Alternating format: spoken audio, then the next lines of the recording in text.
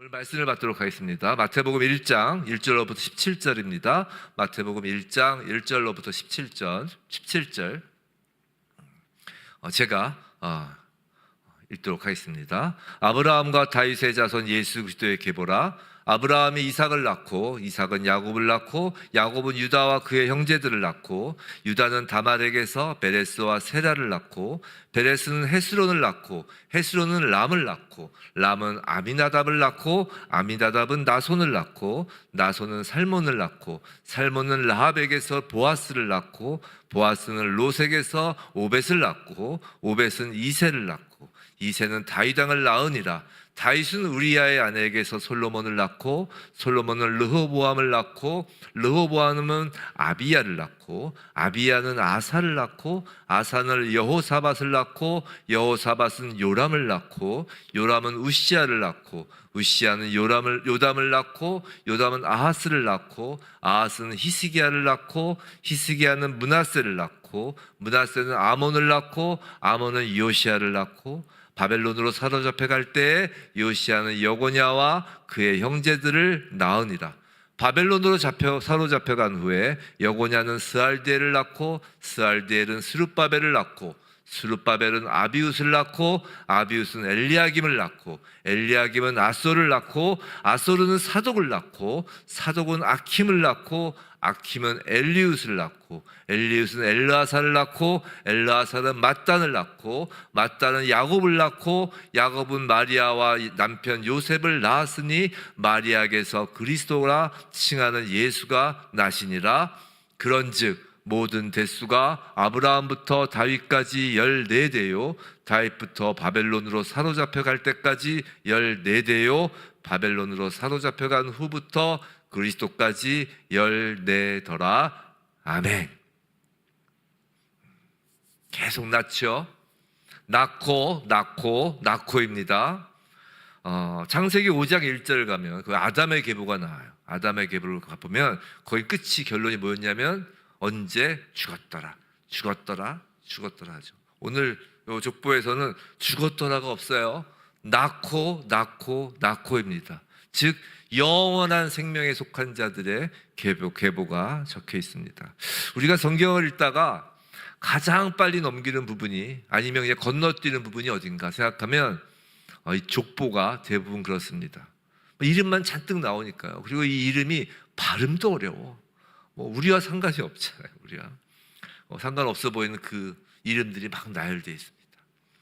그러니까 이제 건너뛰죠. 그런데 신약 성경의 첫 책인 마태복음은 첫 문장을 이 계보로 시작한다는 거예요. 아브라함과 다윗의 자손 예수 그리스도의 계보라. 사람의 눈으로 보면 가장 지루해 보이는 이 족보가 하나님의 눈으로 보면 가장 복음적인 선언이라는 것이에요. 우리 구약 성경 처음 성경 66권에 시작하는 태초에 하나님께서 천지를 창조하시느니라. 그거에 비견되는 새 창조, 그 신약의 문을 열면서 아브라함과 다윗의 자손 예수 그리스도의 계보라 라고 시작하는 것은 분명 우리에게 전해주는 복음 메시지가 있다라는 것이에요. 자, 아브라함은 예수 탄생보다 약 2000년 전 사람입니다. 다윗은 약 1000년 전 사람이에요. 우리가 지금 마태복음에서 봐서 그렇지만 누가복음에도 이제 예수의 계보가 나와요. 그 이제 거꾸로 올라가죠. 예수부터 거꾸로 쭉 올라가는데 어디로까지 올라가요? 아담까지 올라가요. 아담까지. 누가복음에서의 그 예수의 계보는 무슨 말이냐면 하나님은 창세 전부터 예수 그리스도의 성육신을 작정하셨다는 것이에요. 이게 무슨 의미인가? 성탄은 어느 날 갑작스러운 사건이 아니라는 것이에요. 성탄은 준비된 역사이고 이어진 역사이며 기록된 역사라는 것이에요. 성도 여러분, 왜 마태는 성탄 이야기를 이 족보로 택하였을까요? 그건 예수 그리스도의 오심은 신화가 아니라는 거예요. 박혁거새가 아래에서 태어났다는 그런 신화가 아니라는 거예요. 역사로 오셨다는 거예요. 성령이 잉태하여 예수가 태어나신 것은 신화나 설화나 인간이 만들어낸 이야기가 아니라 역사로 오셨다는 사실을 지금 강조하는 거라고요. 마태는 예수님의 탄생을 옛날 옛적에라는 옛날 이야기식으로도 이야기하지 않고 어느 날 하늘에서 갑자기라고도 소개하지 않아요. 그 대신 그는 실제 역사 속에서 살았던 인물들의 이름을 나열하고 있다는 것이에요. 아브라함, 이삭, 야곱, 다윗, 솔로몬, 바벨론 포로기의 그 인물들, 그리고 예수 그리스도. 성탄은 동화나 전설이 아니라 역사적 사건이라는 거예요. 예수님은 그 시간 속으로 인간의 족보 안으로 들어오셨다는 것이에요. 성도 여러분, 하나님은요, 관념 속에서 일하시는 분이 아니에요. 여러분 기도하시다 보면 자꾸 관념 속에서 하나님을 만나시지 않으세요? 우리의 상상 속에서. 그게 아니에요. 하나님은 역사 속에서 일하시는 분이라고요. 참으로 하나님은 눈에 보이지 않으시는 영인데 하나님의 일하심은 눈에 보이는 역사 속에서 일하신다고요.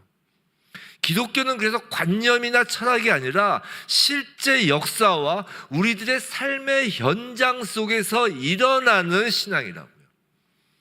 오늘 우리는 지금이라는 이 시간 속에서, 우리는 오늘이라는 이 삶 속에서 예수 그리스도를 믿는 신앙을 가지고 실제 그리스도인으로서 살아가는 거라고요.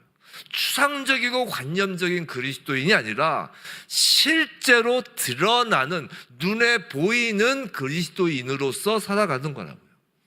하나님은 지금도 저와 여러분의 코에 생기를 불어넣으시고 지금도 우리에게 말씀으로 임재하시고 지금도 성령으로 함께 하신다고요. 이게 성탄의 메시지예요. 우리의 매일의 숨쉬는 생활이 성탄을 증거하는 거라고요. 그런데 이제 오늘 본문의 족보를 보면 이 안에 숨겨진 놀라운 복음을 발견할 수 있어요. 그건 완벽한 사람들의 계보가 아니라는 거예요. 이 족보를 자세히 보면 깜짝 놀랍니다. 다윗만 해도 그래요. 다윗만. 우리가 다윗을 유대인들은 정말 모세 다음으로 위대한 인물로 생각을 하죠. 근데 여하튼 다윗을 우리는 성경을 통해서 보잖아요. 간음과, 또 간음만 했나요? 그 간음한 여인의 남편을 죽이려고 차도 살인을 하잖아요. 비겁하게. 자기가 직접 죽이지도 못하고 살인죄를 저지른 사람이에요. 솔로몬은 대단해 보이나요? 성전을 지었으니까 지혜가 있어서 재판을 제대로 해서요? 아니에요. 솔로몬은 우상 숭배로 나라를 망치기 시작한 사람이라고요. 르호보암은 누구예요? 남유다와 북이스라엘로 나라가 둘로 쪼개지는데 그 분열 왕국의 책임자잖아요. 므낫세는 말할 것도 없죠. 유다 최악의 왕이죠. 바벨론 포로는 이스라엘 민족 전체의 민족적 실패를 얘기한다고요. 이 실패한 사람, 이 실패한 인간의 역사가 무엇을 의미하냐는 거예요. 하나님은 실패한 역사 위에 구원을 세우신다는 것이에요. 다시 말씀드리지만 추상적이거나 관념적인 것이 아니에요. 실패한 역사, 우리 눈에 실패한 역사처럼 보이는 그 역사 위에 구원을 세우신다는 거예요. 성도 여러분, 성탄은 오늘 우리에게 이렇게 말하는 것이에요. 너희의 역사가 무너졌다고 해서 내가 일하지 못하는 것이 아니다. 그 역사 위에, 그 삶 위에 내가 새 창조, 새 일을 행한다라고 말씀하시는 거예요. 또 족보에 등장하는 여인들을 보시기 바랍니다. 유대인의 족보에는 원래 여인의 이름을 기록하지 않죠. 근데 마태는 의도적으로 5명의 여인을 기록해요. 처음으로 등장하는 여인은 놀랍게도 아브라함의 부인인 사라가 아니에요. 우리는 보통 사라가 나올 것 같았는데 그게 아니에요. 의외의 인물이 나오죠. 첫 번째 나온 여자 이름이 뭐예요? 다말이에요. 다말. 다말이 누구예요? 시아버지 유다와 근친상간을 한 여인이라고요. 그 다음 나오는 여인이 누구예요? 라합이에요. 라합은 대명사가 있죠. 수식어가 기생 라합. 맞아요. 여리고성의 기생이에요. 이방인 여인입니다. 룻도 마찬가지죠. 모압 여인으로서 혈통밖의 사람들이에요. 성경에서는 밧세바라는 이름을 아예 그 족보에서는 이름조차 기록을 하지 않아요. 뭐라고 해요? 우리아의 아내라고 기록한다고요. 왜 우리아의 아내라고 기록하는지 아세요? 그건 다윗과 불륜을 저지른 사실, 그리고 다윗이 우리아를 죽인 사실을 그냥 우리아의 아내라는 표현만으로도 턱하니 알 수 있게 아주 표현한 거라고요. 마지막으로 마리아는요, 예수의 어머니니까 괜찮을까요? 아니에요. 예수님 탄생 당시에 그 일반 사람들의 그 시각으로는 그저 어디서 외간 남자와 사통하였다는 오해를 받고 수치 속에 살아야 했던 여인이라고요. 사랑하는 성도 여러분, 이 족보는요, 도덕적으로 깨끗한 사람들의 목록이 아니에요. 성경의 그 위인들은요, 세상의 위인정하고 달라요. 우리가 성경을 믿을 수 있는 이유 중에 하나가 그거예요. 세상의 위인전은 온갖 거짓과 장식으로 막 치장을 하죠. 저 북쪽에 있는 김일성이라는 그 북쪽에 있는 사람, 그 온갖 거짓과 그런 세상의 위인전은 다 그런 거예요, 어느 정도. 그런데 성경은요, 그렇게 이야기하지 않아요. 아브라함의 실패를 이야기하고, 모세의 실패를 이야기하고, 다윗의 실패를 얘기합니다. 이 족보는 도덕적으로 깨끗한 사람들의 목록이 아니에요. 사람들의, 세상의 그 기준으로 올바른 사람들을 정한 그 목록이 아니에요. 이 족보는 오직 은혜로 선택된 사람들의 이야기인 거예요. 성탄절 하나님은 이렇게 선포하시는 거예요. 나는 깨끗한 사람을 부르러 온 것이 아니야. 나는 깨끗한 곳에 나의 나라를 세우려고 온 것이 아니야. 죄인과 상처 입은 자를 부르러 왔고, 그 죄인과 상처 위에 하나님의 나라를 세우러 오셨다고 말씀하시는 거예요. 사랑하는 성도 여러분, 우리는 누구라도 예외 없이 후회되는 과거를 살아온 경험이 있거나 아니면 지금 현재 그 후회되는 상황 속에서 허우적거리는 사람이 있습니다. 저도 마찬가지고요. 목사라고 해서 다를 것 같아요? 아니에요. 말씀드렸잖아요. 이 성경의 인물은, 우리 믿는 사람들의 인물은 세상적 도덕 기준으로 도덕적인 사람 없어요. 다 후회되는 과거와 후회되는 현실을 살고 있죠. 절대 우리 자신과 우리가 살아내는 삶은 완벽할 수 없습니다. 기독교는 거기서 시작하는 거예요. 기독교는 거기서 시작하는 거예요. 우리가 나의 죄로 인한 것이든 아니면 누군가의 죄로 인한 것이든 우리는 모두가 죄 아래에서 태어났다는 것이 기본 전제예요. 그런데 성탄은 그 죄 아래에서, 그 어둠 속에서 한탄하는 우리에게 빛을 비추어주는 그 사건이라고요. 우리의 삶이 무너졌다고 생각하는 그 순간에도 하나님은 일하신다는 것을 보여주신 사건이에요. 우리가 상처 입고 후회로 점철된 삶을 살고 있는 그때에 예수님이 찾아오신 거라고요. 제가 예수 믿는 그 간증들 이렇게 다 들어보면 공통점이 있어요. 내가 세상적으로 엄청 잘 나가고 있을 때 그때 예수님 만났다는 사람 정말 없어요. 성탄은요, 오직 은혜이고 새로운 빛의 시작입니다. 이 성탄에 그 예수님 다시 붙잡고 새롭게 시작하시기 바랍니다. 다시 일어서시기 바랍니다.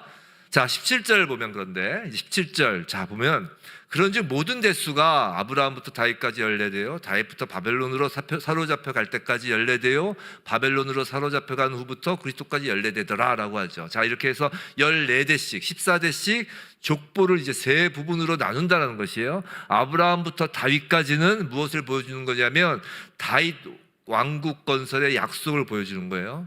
또 다윗부터 바벨론 포로기까지 14대는 왕국의 실패를 보여주는 것이에요. 그리고 바벨론 포로부터 그리스도까지 14대는 회복의 성취를 보여주는 거예요. 이런 거예요. 지금 14에서 14는 그 숫자의 의미까지 이야기하면 좀 그렇지만 이 14는 일단 기본적으로 다윗의 이름을 상징하는 숫자예요. 히브리어는 다 그 숫자가 있잖아요. 근데 여하튼 그것보다 이렇게 세 부분으로 나눈 것은 우리 창세기 배울 때 성경의 기본적인 구조가 뭐예요? 기본적인 구조. 창조, 타락, 회복이죠. 지금 그걸 보여주는 거예요. 14대 하나님 나라의 건설을 약속하셔서 그 하나님 나라를 건설하시는 창조에 해당하는 것. 그 다음에 다윗부터 바벨론 포로기까지 그 왕국의 실패, 왕국의 타락, 그 타락의 시기를 보여주는 것이고, 바벨론 포로부터 그리스도까지 이제 회복의 시기를 보여주는 거예요. 이게 뭘 말하는 거냐면 하나님은 역사를 무작위로 끌고 가시는 분이 아니라는 거예요. 하나님의 역사엔 우연이 없어요. 하나님의 역사는 계획이라는 것이에요. 하나님은 질서의 하나님이세요. 혼돈과 허무와 흑암 가운데 빛으로 시작하여 질서를 세우신 분이라고요. 인간의 실패와 포로기조차 그 구원의 하나님의 계획된 시간표 안에 있는 거라고요. 성탄이 말하고자 하는 핵심은 이거예요. 예수는 아브라함의 약속을 성취하시고 다윗의 왕권을 회복하시고 포로된 인류 역사를 끝까지 이루시는 참 메시아이시다라고 말하는 것이에요. 족보는 지루한 명단이 아니라 하나님의 신실하심을 증언하는 거라고요. 성탄은 말합니다. 그렇기 때문에 지금 너희의 인생이 침묵기라고 해도 하나님은 너희를 떠나지 않으신다. 우리의 침묵기가 하나님의 부재를 의미하지 않는다. 성도 여러분, 하나님의 신실하심을 믿으시기 바랍니다. 여러분이 정말 신앙생활, 정말 예수 그리스도를 붙잡고 있느냐 아니냐는 어디서 결정나냐면 고난 가운데 여러분들이 계획했던 그 모든 삶들이 무너져 내리는 것 같을 때 정말 내가 예수를 믿고 있는지를 알 수 있어요. 잘 나갈 땐 잘 몰라요. 무너질 때 여러분의 입술에서 그럼에도 불구하고 하나님은 항상 오르십니다 라는 고백이 그게 진짜 믿음이라고요. 잘 생각해 보세요. 오늘 본문에 예수 족보에 기록된 인물들이 자신들이 살아가는 동안 자신들이 예수의 족보로 기록될 것을 알고 있었을까요? 다시요. 이들이 지금 아브라함부터 시작해서 지금 쫙 요셉까지 나오는데 자신들이 예수의 족보에 기록될 걸 알고 살았겠냐고요. 살아생전에.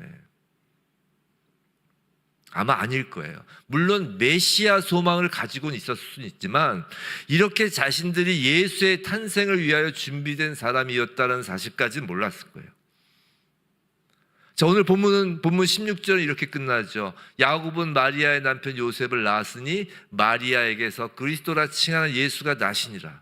자, 족보의 결론이 뭐예요?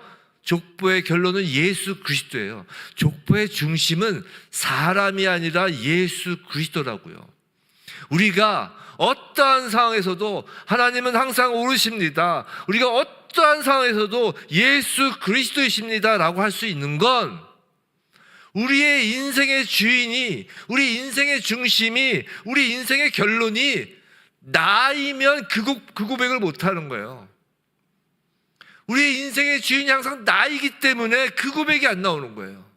우리의 인생의 주인이, 오늘 성탄절이잖아요. 자, 예수님이 오셨어요. 우리 마음 가운데 오신 겁니다. 어떻게 오셨어요? 성령으로 오신 거예요. 성령으로 여러분의 마음 가운데 예수께서 잉태하시고 여러분 마음 가운데 그리스도의 장성한 분량까지 잘하신다고. 즉 뭐냐면 우리의 인생은 예수를 믿음부터 우리의 인생이 아니라 예수 그리스도의 인생입니다. 우리의 인생의 결론은 예수 그리스도이십니다. 우리 인생의 중심은 예수 그리스도이십니다 라는 고백이 바로 어떠한 상황에서도 하나님은 항상 오르십니다. 주님이 주이십니다. 그 고백을 하는 거라고요. 얼마나 자유로운 거예요. 성탄은 그래서 자유를 주는 거예요. 분명한 건 우리의 인생이 내가 되려고 할 때 절대 자유가 없어요. 하지만 우리의 인생의 주인이 예수 그리스도, 그 고백이 나올 때, 그 믿음이 생길 때 자유로운 거예요. 왜요? 내 인생을 내가 책임질 필요가 없잖아요. 인생의 주인이 책임을 져야 되는 거 아니에요. 예수님이 책임져 주신다는 거예요. 그 책임이 바로 십자가잖아요. 진정 예수를 믿으면 자유로워지는 것입니다. 자, 아까 말씀드린 것처럼 지금 아브라함도 다윗도 솔로몬도 살아가면서 자신들의 그 주어진 시간 속에서 자신들은 자신들의 인생을 산다고 생각했을지언정 하나님의 구속사 가운데 그들은 모두 예수님을 향해 흐르는 이름이었어요. 자, 그러면은 우리는 어떤가요? 우리는 알아요. 그들은 몰랐으니까 좀 헤맬 수 있죠. 그러니까 다윗도 헤매고 막 아브라함도 헤매고 막 헤매잖아요. 근데 우리는 안단 말이에요. 오늘 본문의 족보 속 사람들은 자신들이 예수의 오심을 준비하는 자들임을 몰랐을 수 있지만 이제 우리는 그렇지 않다는 것이에요. 계속되는 그 예수의 족보가 2000년 동안 펼쳐졌잖아요. 역사 속에서. 기독교의 역사는 추상적인 게 아니라니까요. 전설의 고향을 2000년 동안 교회가 살아온 게 아니잖아요. 교회는 지금도 있고 이 말씀은 2000년 전이나 지금이나 한 점 한 획도 변하지 않고 지금 우리 손에 있다고요. 더 이상의 증거가 어디 있겠어요. 역사라고요. 지금도 펼쳐져 있는 것을 지금 이 자리에서 경험하시잖아요. 그래서 우리는 알고 있어야 되는 것이에요. 그리스도인이란 단순히 예수를 따르는 자들인 것뿐만이 아니라 우리 자체가 예수 그리스도를 살아내는 존재예요. 무슨 말이냐면 다시 오실 예수를 맞이할 준비를 하는 사람들이라는 거예요. 이 구약의 이 마태복음의 이 족보는 오실 예수님을 준비하였던 예수의 족보라면 우리는 다시 오실 예수를 준비하는 예수의 족보인 거라고요. 근데 이들은 자신의 삶이 그걸 하는지 모르고 살았지만 희미하게만 알았지만 우리는 확실히 아는 거라고요. 이 얼마나 영광스러운 족보인가요? 여러분이 실패한다 할지라도 여러분들이 우리의 인생이 나의 인생이 실패라고 해도 후회가 된다고 해도 하나님은 그거에 상관하지 않으신다니까요. 예수 그리스도를 믿어 예수 안에만 들어오면 하나님의 이 예수의 족보에 기록되는 거라고요. 성경에 그런 말은 없지만 전 사실 그런 생각해요. 우리 요한계시록 가면 생명책 나오잖아요. 생명책이 뭐예요? 전 그런 생각합니다. 예수의 족보가 생명책이다. 맞겠죠? 예수의 족보가 생명책이에요. 하나님은 예수 그리스도만 구원하세요. 즉 예수 안에 속한 자만 구원하세요. 하나님의 구원은 예수를 탁 들어올렸을 때 예수 안에 아니면 예수와 딸려있는 모든 사람들이 탁 구원되는 거예요. 뭐 휴거 이야기 많이 하고 막 하는데 뭐 그런 걸 떠나서 예수께서 부활하셨잖아요. 그 예수의 부활에 예수 안에 있는 모든 자들이 부활하는 거예요. 그 이외에는 없어요. 그렇기 때문에 생명책은 예수의 족보입니다. 성탄은 창세부터 예수 재림까지의 그 하나님의 긴 구속사, 그 구속사 속에 저와 여러분의 이름을 넣으시기 위하여 우리를 부르시는 사건이에요. 예수님은 오늘도 말씀하시는 거예요. 너의 역사 속으로 내가 들어간다. 그리고 너의 역사를 예수의 역사가 되게 한다라고 하시는 거예요. 놀랍잖아요. 여러분들의 인생은 이제부터 여러분 것이 아니라는 건 여러분들에게 주어진 그 시간들이 여러분의 역사를 쓰는 시간이 아니라 예수의 역사가 쓰여지는 시간이라고요. 이제 우리는 안다고요. 구약 사람들처럼 희미한 게 아니라 우리는 확실히 안다고요. 예수 때 이 성탄을 맞아 우리의 후회되는 과거와 과거의 그 상처와 실패를 주님의 구속 이야기 속에 다 맡기시기 바랍니다. 다 맡기시기 바라요. 베들레헴의 그 마구간처럼 연약하고 비루한 우리 인생 가운데 오신 주님이에요. 우리가 대단해서 오신 게 아니잖아요. 오늘도 우리 삶의 주인으로 오셨어요. 그리고 그런 우리를 주님께서는 당신의 뭐라고 하신다고요? 당신의 몸이라는 거예요. 여러분이 주님의 몸이에요. 우리 자녀들 키우면 그러잖아요. 우리 자녀들을 왜 그렇게 애지중지해요? 부모의 몸이잖아요. 그렇잖아요. 내 피와 살이라고 하는 거예요. 내 자녀들이. 지금 우리 주님이 그러는 거예요. 내 몸이다. 내 피와 살이라는 거예요. 그렇게 주님의 계보에 적어주시는 거예요. 오늘 우리는 성탄을 맞아서 그런 의미에서 성찬 예식을 하려고 합니다. 우리가 예수의 살과 피를 먹고 마신다는 것은 이제 우리들이 예수의 계보가 되어서 역사 속에서 실제하는 이 땅의 역사 속에서 예수로 살아간다는 거예요. 예수로 살아간다는 게 뭐냐면 내가 잘난 사람이 된다는 것이 아니라 예수를 증거하는 자로서 살아간다는 것이에요. 예수의 다시 오심을 준비하는 자라는 거예요. 부디 성찬 속에서 우리 예수의 탄생을 이제 관념적으로 머리로만 기억하는 것이 아니라 우리가 바로 성육신하신 예수의 일부가 된다는 사실을 명심하고 그 예수를 증거하는 나머지의 모든 예수의 시간을 살아가는 저와 여러분 되길 주님의 이름으로 축원합니다.